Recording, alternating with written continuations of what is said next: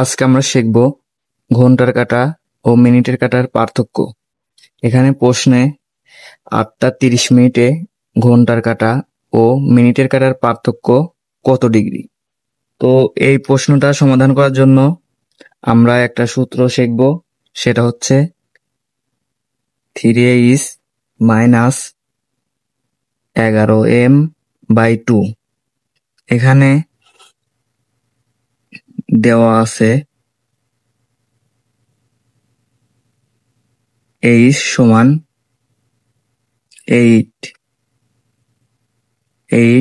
Hours, m সমান 30 minute. এখন মানগুলো বসা দেব। 8 মাইনাস 11 গুণ m সমান 30 ডিভাইডেড 2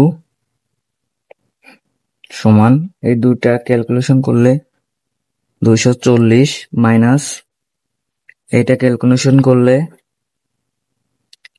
165 সমান 75 ডিগ্রি।